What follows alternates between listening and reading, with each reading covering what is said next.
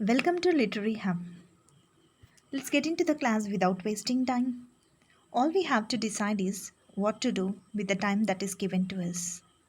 So, in the limited time, whatever it is given to us, we have to plan the things accordingly in a systematic manner. Definitely, it leads us to a great success. Without wasting the time, let's get into today's class. In today's class, we are going to learn about Middle English. Already in the previous class, we have learnt about Old English.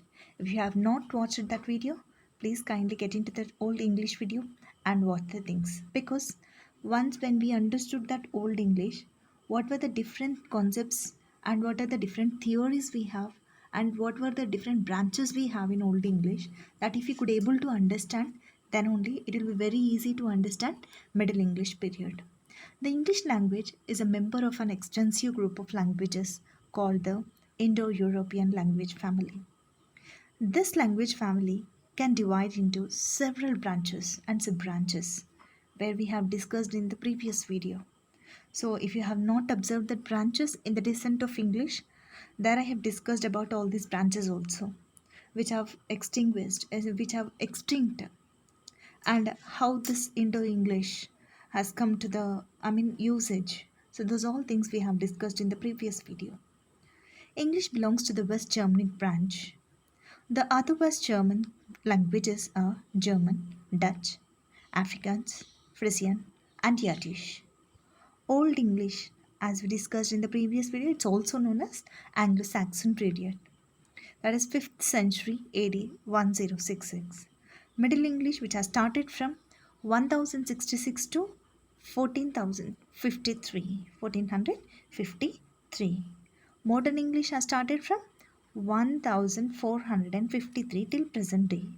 So it's very very important to remember that Old English started Old English that started from 5th century, that is up to 1066, whereas Middle English 1066 to 1453, whereas Modern English 1453 till present day. So coming to the Middle English. So Old English, which is also called Anglo-Saxon, was very different. Was very different. Um, how it is different? Because in Old English, we already discussed that it's a pure language. It's a pure language. We don't have any kind of adding or any kind of borrowing the things from some other language, Latin, Greek, French, and all. Old English is a pure language where nothing is added in that. Whereas in the Middle English, few changes have started. In the Modern English, many changes have been observed. Right. So that is what it is said like that. So Old English, which is also called Anglo-Saxon periods, where we discuss that angels have come, Jutes have come, and then they have started conquering the people who have been, who have established their kingdom over there.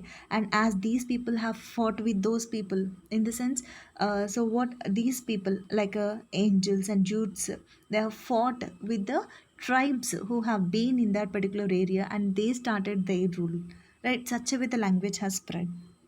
So Old English, which is also called Anglo-Saxon period, so was very different from the modern language. A person living today cannot understand Old English texts unless they learn to read them as a foreign language. Initially, people who spoke Celtic languages inhabited England. The Celtic languages from another branch of Indo European language family: Welsh, Irish, Gaelic, Scots Gaelic, Breton, Manx, and Cornish are all Celtic languages. These all are the languages which have been brought from different places as discussed, like Welsh, Irish, Gaelic, Scots Gaelic, Breton, Manx, and Cornish are all known as Celtic languages.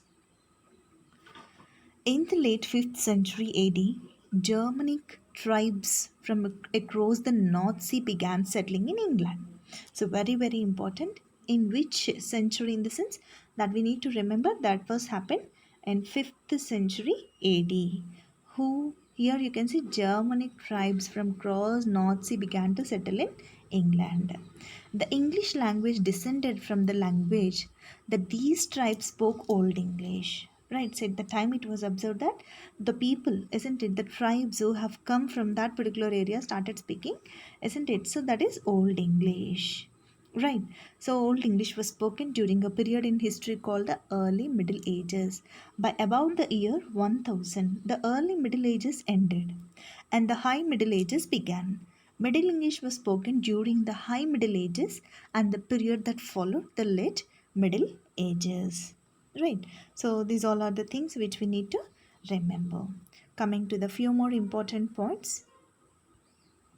So, Middle English language, one of the most significant events in English history, took place in 1066. Isn't it? It's a very, very important point. A French speaking group called the Normans. A French speaking people are called Normans. Normans invaded and conquered England.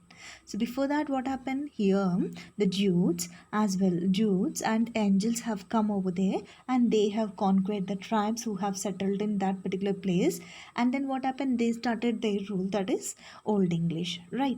Then what happened? Normans have invaded these people and they started their rule, that is they have conquered the England and Normans started their rule. So then Middle English period has started and the period has changed.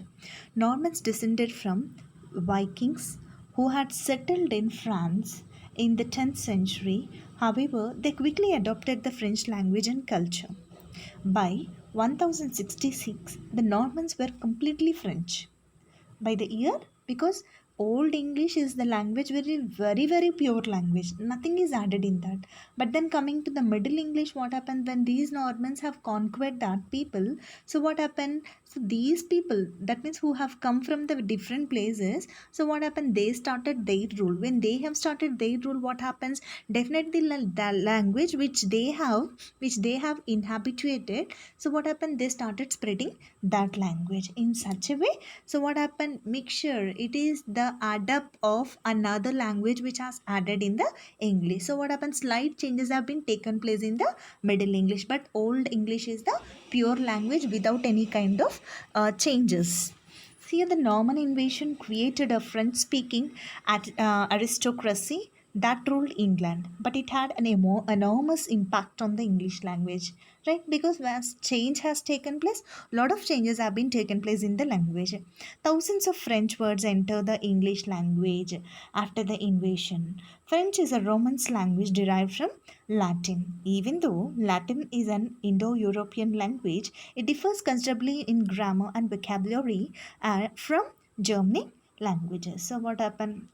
Though it is also the language, isn't, even though Latin, isn't it, so which has been added with the French, though this Latin belongs to Indo-European language, but then when it comes to the grammar, see, generally we see that Sanskrit as well, a few things which have been there in the Hindi or in Telugu, so what are similar we feel, but then coming to the grammar, but there will be lots of difference, right? Such a way here also, though Latin is the language, Latin is the language which has been mixed with this French. So, whatever coming to the grammatical aspects, there are many changes over there. The introduction of so many French words into English makes English vocabulary very different from the vocabulary of other Germanic languages. That is what we observe. Some kind of words which we see, the writing style is different and the pronunciation is different. That we'll see in the modern English, right? That's change slightly. It has started in the Middle English period. Over half the words in the English language are of French or Latin origin. Then most English people from Middle Ages did not speak French. However, the language of the ruling classes seeped down into the speech of common people.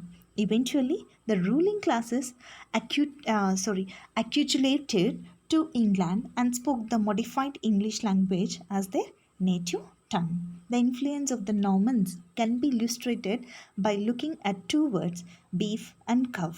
Beef, commonly eaten by the aristocracy, derives from Anglo Norman, while the Anglo Saxon commoners, that tended the cattle, retained the Germanic cow.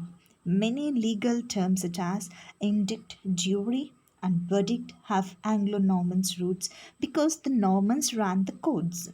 This split where words commonly used by the aristocracy have romantic roots and words frequently used by the Anglo-Saxon commoners have Germanic roots can be seen in many instances. Such kind of change, which you can see the example like, so what happened here illustrated by looking two words like beef and cow, isn't it? Beef, which is eaten by the aristocracy, derives from Anglo-Norman. So from where it has derived?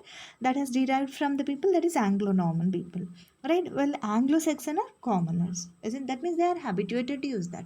So such a way, such kind of slight changes have been observed in the languages, and that has continued in the Middle English, where the difference, that means what it was happened that in the Middle English, so what here add up of Latin, French was added in the English language. That is what slight modification has been taken place in the Middle English period. Right. So coming to the vocabulary. So how the change has taken place in the vocabulary, let's see. So here in vocabulary, about 1000 words entered the English language. So in the during the Middle English period, so coming to the vocabulary, you may get a question that. So during the Middle English period, coming to the vocabulary, so here what happened? Nearly 10,000 words entered the English language. 10,000 words, vocabulary, passive vocabulary, active vocabulary, the words which we use to communicate. So nearly 10,000 words have been added at this particular age, that is Middle English period. And more than a third of today's, that is present day English, words are related to those Anglo-Norman, that is Middle English words. Right, such a way the change has taken place in the vocabulary. Coming to the pronunciation, here also slight changes have been taken place. So fricative sounds like s, sh, and shine. So generally we say shine, as, right, so what happened here? Such kind of sounds. The variation of sound changes in the sounds have been taken place.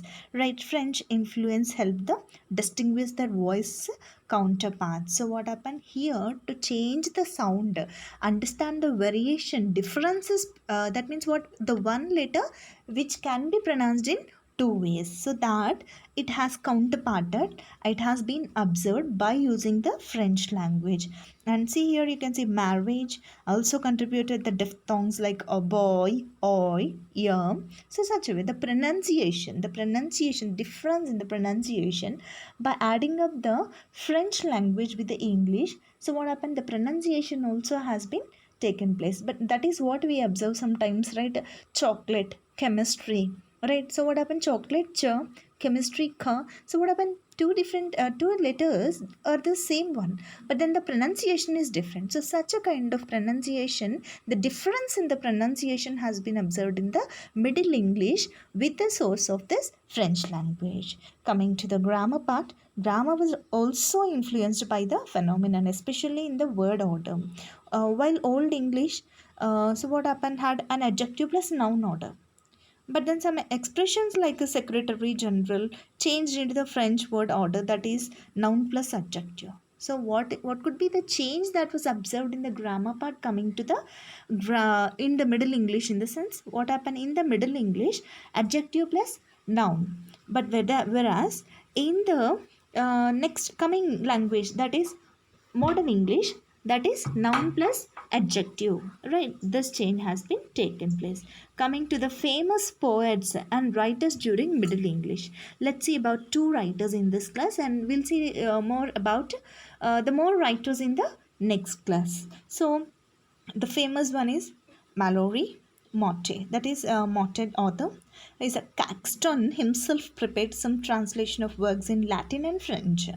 He is also famous for the prefaces which he wrote to his editions, and which are revealing documents of literary attitude in late 15th century. This is all about Mallory, a famous author. And see, one thing as I discussed with you, there are many authors, isn't it, who have written many more kind of literature and poetry part, but then They were not found, isn't it? Nowhere it is mentioned that the things have been written by so and so author and so and so poet, because there is no mention, there is no, I mean, written proofs of particular authors and all. When it comes to the proof, so what happened here, we have started with these authors, that is Mallory, and then the famous is also called as a father of English. So what, here like a Chaucer, Geoffrey. So you can see that the major poet of England in the late Middle Ages and the most significant writers before Shakespeare. Before to the Shakespeare, he is the one.